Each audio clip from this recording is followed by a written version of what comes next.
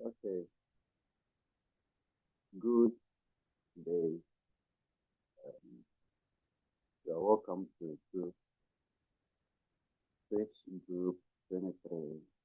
And today we are going to talk about the key milestones in e-learning. The key milestones in e-learning.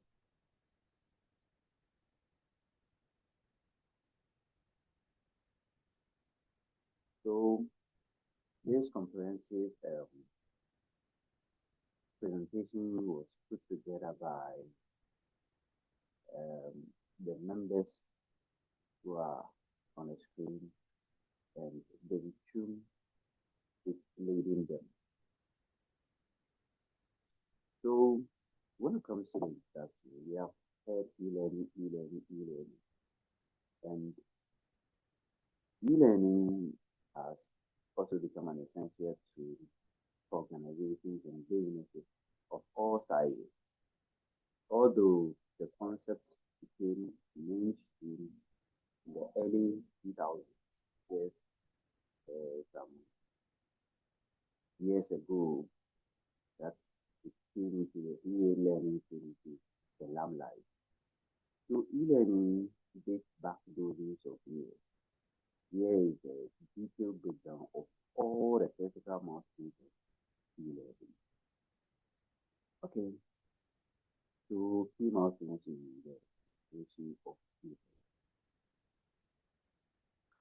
The first and foremost, somewhere in the 1728, the first distance learning course was brought to book, and e-learning was traced back to the 18th century, when in 1728, the Bostonian Phillips ran the first non-distance learning course.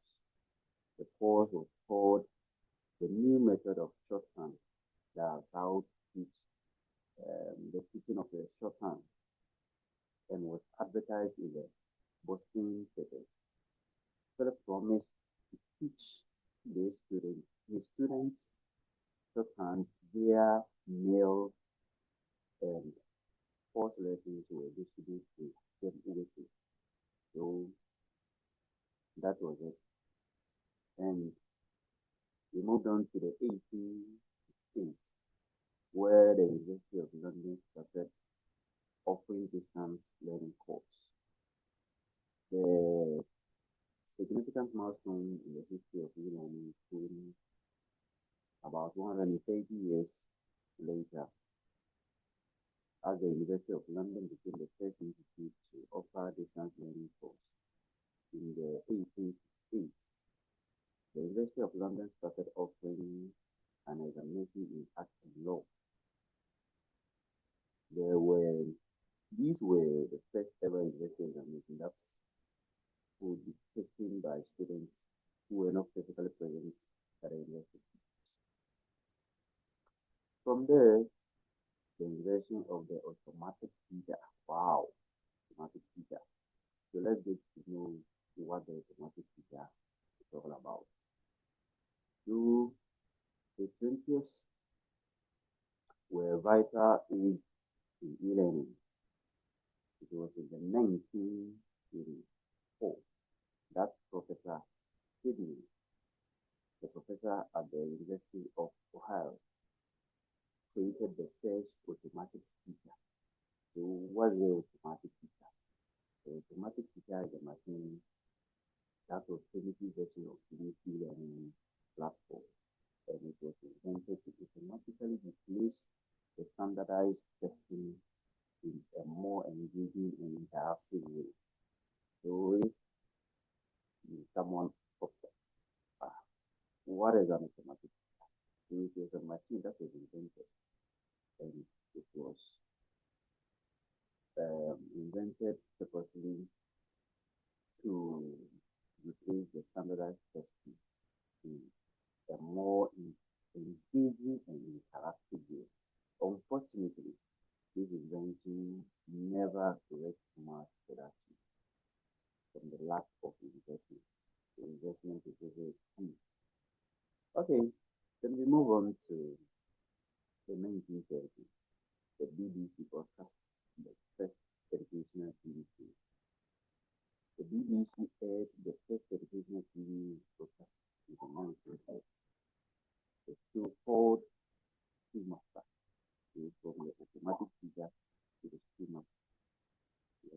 series of 26 episodes, and it was designed to help students prepare for their exam.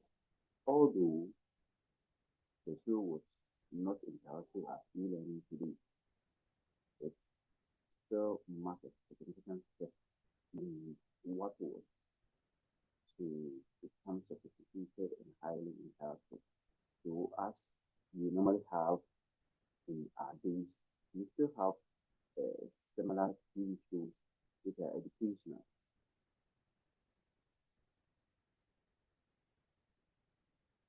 And we move on to the first correspondence course, the first correspondence course. And it was introduced in somewhere in 1974. And the course name was the Farmers Short Course. This was the Farmers Short Course. The course was created for farmers who could not physically attend the university. The course was delivered via mail and introduced includes lessons, physics, and chemistry. So the course was a big success and paved way for many other universities to offer similar type of distance learning course. With a significant improvement from the 1723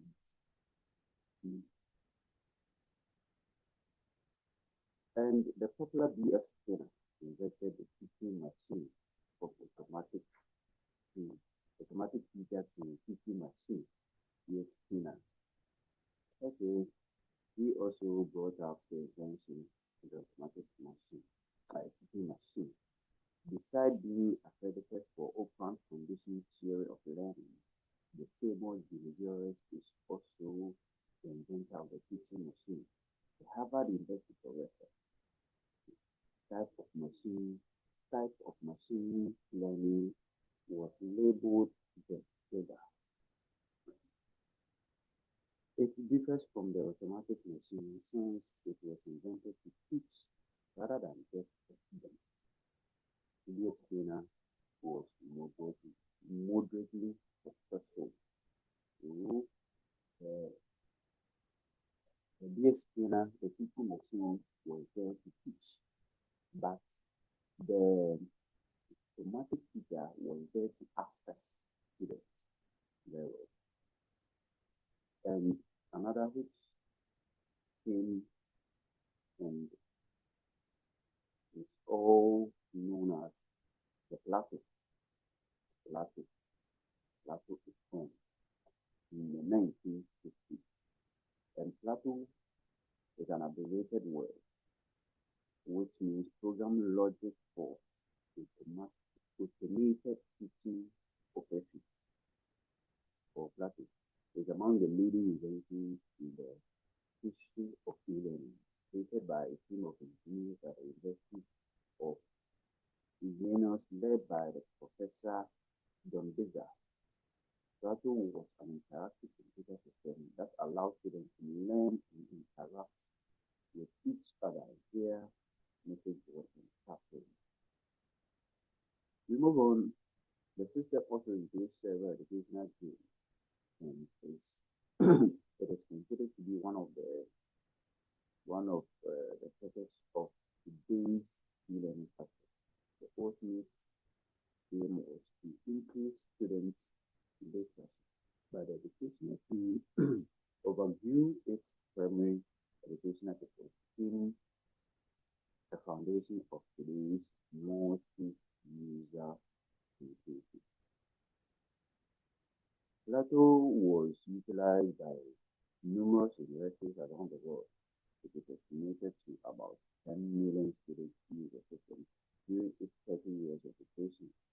It is directly behind modern e-learning systems such as WebCT. And in 1960s, the computer managed instruction was also, was also brought. The Stanford University's patent shop in the is the pioneer of what is called computer managed instruction, or CMI. The professor, who was also a mathematician, philosopher, and economist, developed a computer program that would manage all aspects of the learning process, including assessment, content delivery, and progress tracking. The CMI system was used to teach math to Stanford students, although the project was not very successful. It is considered to be the first real example of e-learning. Other academics later improved it, and the CMI system was used to teach math to Stanford University students. Although the project was not very successful, it is considered to be one of the first real examples of e-learning. Other academics later improved it, and is still in use in some institutions. It is still in use in some institutions. Okay, so the email is born here by Ray Tomlinson. Somewhere in 1972. Ray Tomlinson sent the first email ever. He was a computer engineer working on the ARPANET project. The email system that Tomlinson developed revolutionized communication and had a profound impact on the way people learn. Email allowed for easy and quick communication between students and teachers. Quickly became an integral part of the e-learning process, and we still have e-learning use. When we move on to the invention of the D3, which is the World Wide Web. And World Wide Web was invented by Tim Berners-Lee, who was a British computer scientist working at CERN. The D3 is a system of lengthy documents that can be accessed via the internet. This invention completely changed how everyone could access information and has profound impact e-learning. So we move on to the 1999. The term e-learning is used for the first time. So in 1999, undoubtedly the most significant milestone in e-learning, as it is when the term e-learning is used for the first time. The term was coined by Jerry Connolly, the head of the British company called BBC Research. E-learning quickly became the preferred term to describe all forms of learning that take place via electronic means. And in 2002, MIT's Open Courseware was launched, and this initiative was to make all of its course materials available online for free through its Open Courseware project. The move is widely held as a success, and quickly led to other universities following suit. Today, hundreds of universities offer free online courses, making e-learning more accessible. Then we move on to somewhere in 2008. The term MOOC is first trend. and MOOC stands for Massive Open Online Course. It is similar to the Open Courseware project. Okay. So MOOC, Massive Open Online Course, was first introduced by the Cormier and Brian Alexander, and it's an online course open to anyone worldwide, and that does not have fee. The first ever MOOC was offered by Stephen Downs and George Simmons in partnership with the Canadian government. Today, e-learning market is worth nearly 200 billion US dollars, and by 2026, the industry is expected to reach about $400 million mark in the United States alone. Besides schools and other educational institutions, e-learning is also utilized by the corporate world, with most organizations using one form or another of e-learning. And as we have come to the end, we have gotten the picture from where e-learning started. And all this evolution is summarized in a link below, and you can tap on it to go through and see the videos that have brought us e-learning. Thank you very much for your cooperation.